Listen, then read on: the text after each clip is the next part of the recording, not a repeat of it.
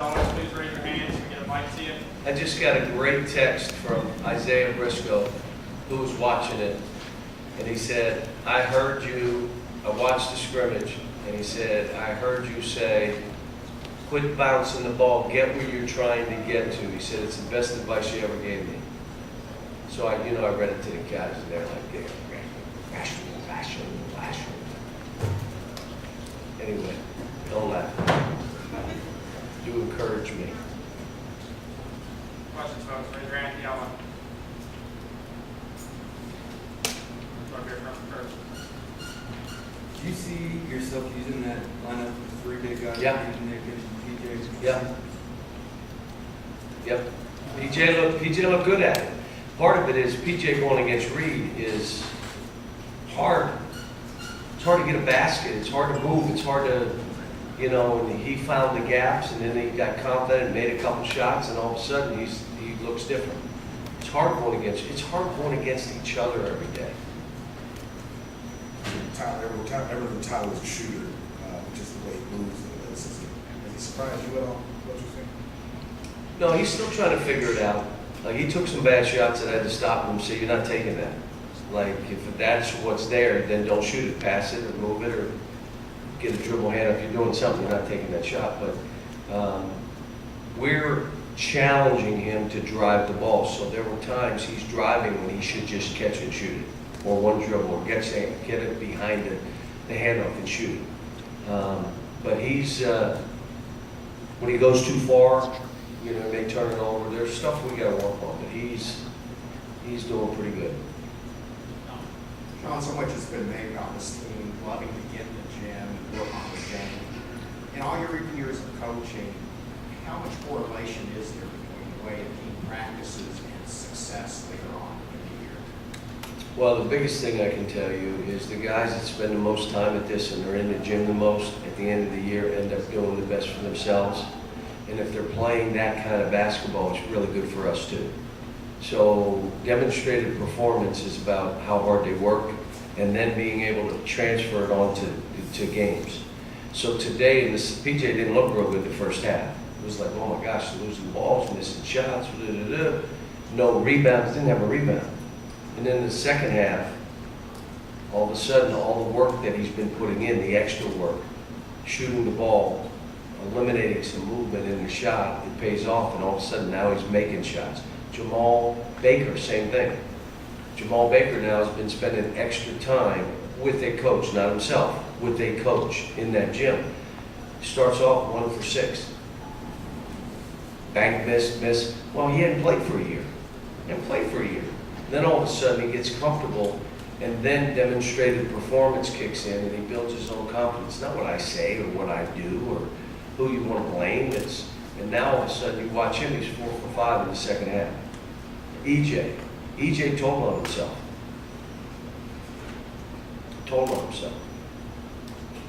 He didn't practice that way.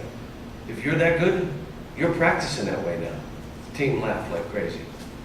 Like the combine and this game are the best 2 days that he's played since he's been here. Also, when there are people in the seats and there's scouts in the seats, you just take it up a notch. Really? Well, guess what, son? You're going to take it up a notch, or you're going to be on that treadmill. Because if that's who you are, then you're going to be that guy every day. He was good. Nick was good. Reed was good. How about Reed squaring up at 15 feet? You got to play Reed. Kelvin was good. The 2 guards were good again. Emmanuel still doesn't get rid of it quick enough. He and the quad A dribble too much, held the ball too much. Get rid of it or drive it. Ashton, I made him run downhill fast in the second half. It's a little bit of what we had to do with De'Aaron. If you're that fast, you're going to run that fast all the time. And then if it's not there, flare it out. But from the backcourt to that NBA line, you're flying. Cal, at this point, do you have any guys who have separated themselves in terms of earning a starting spot or earning more minutes than other guys? I don't know, but it's got to start happening. And, I may start one group of 5 and maybe 3 different guys in the second half. May do that for a couple times just to feel this out and see what it looks like. But it appears as though we got 10 guys that can play, but they're gonna be guys that separate themselves and play more. I had him ask the question, I went around the room and I said to PJ, do you wanna give up any of your minutes? He said, absolutely not. How about 1 minute? Nope. Reed, do you wanna give up? Nope. So, Quad A, do you like Jamal? Yes. Will you give him minutes? Nope. Please, someone give some minutes to my son. And they all said, nope. So you gotta take somebody's minutes here. And if someone's better, they're gonna play more, just how it is, not communism. We're not on the same page. And it challenges everybody to perform. And then, here's what we had, I said at halftime, we had 6 guys in double figures, they played 20 minutes. 6 guys in double figures, 2 guys had 9. And the 2 that didn't get in double figures, one was 1 for 6, and the other was 2 for 6. That ain't on us. You had the opportunity, just you didn't take advantage. So, you know, this team is a post-up team. It's got some length. I think we can pressure. Looks like we can shoot it pretty good. Now we're just going to have to figure out and really put some groups of guys out there and get some sort of rotation where everybody's comfortable playing. Mark, John, you're obviously an important voice of the game. This new G League option, or some of the elite kids with 125,000. What do you think about that? How will that affect? Well, I talked about it, and if it's what they say, 3 or 5 guys, and that's it, I don't think it affects us. As a matter of fact, probably makes us better. The kids that come here are kids that want the competition and want to get better. They're not going somewhere so they're the only guy to shoot all the balls and do all that. They don't come here. I think this may even separate us some. So I'm not worried about it. My concern comes back to, I want to know what happens to the kids that you've encouraged not to go to college if they fail. What are you going to do for them? That's my whole thing. What is it going to do to 8th and 9th and 10th graders? Are you going to have a whole wave of those kids that think, I don't need school, I'm going to go to the G League? What they're doing, I just don't, I looked at it and said, this is going to help us. We weren't getting those guys anyway. They weren't going to come here, the guys that would do that. The guys that come here, they come here for a reason. Coach, it seemed like the team was pretty active trying to block shots tonight. Yeah. I think Nick blocked 3 in the first few minutes of the second half. You mentioned you want to see them block Yes. more shots. You're seeing that? Yes, block shots. We had 11 block shots between them. 8 from that group because Nick had 5. EJ had 1. I thought he had more. So, yeah, we had 11 total. EJ and PJ, I'd like, and even Reed if he can get a handle on it too. What's your favorite thing about the new version of Nick that you like most about this? That he has a smile. He's looking up. He doesn't look like, you know, shuffling his feet, looking down. He's confident in who he is and what he does. There's no, what I keep saying to the kids, you know, you guys know that, and I've said this if you've listened, most of you don't, but where I talked about hate turns into fear. So I don't try to get my kids to hate another team or another coach. Hate that guy. We hate them. They get all. We don't do that here.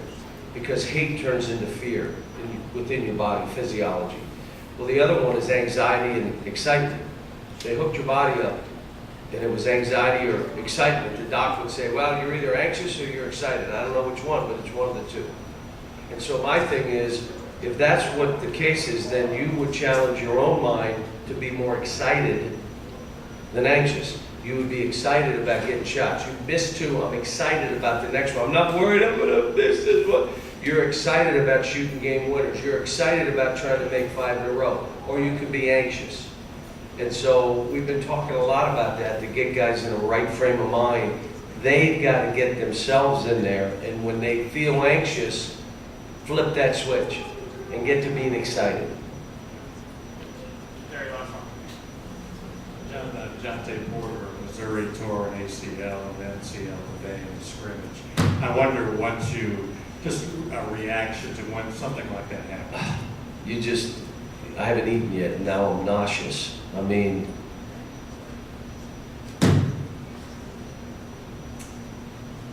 you know, it's, fate intervenes many times in what we do, and you just, you know, I can't even, I remember getting on the bus when Nerlens blew his knee out, and we were coming back from Florida, and we knew he did it. And I got on, he was on the plane, and he was okay, and I went up to him, and I hugged him, and he just started bawling. Just, I mean, literally bawling. And I'm telling him, you're gonna be fine, this is gonna kill our team. And I told him the truth, he was drafted 7, we ended up going to the NIT and losing to Robert Morris, which somebody said, one guy you lost to? I mean, this, I've been there. You know, my thoughts and prayers go to him and his family, and it's awful. All right, folks, we are playing right out to you. We're going to have Nick, EJ, Tyler for you.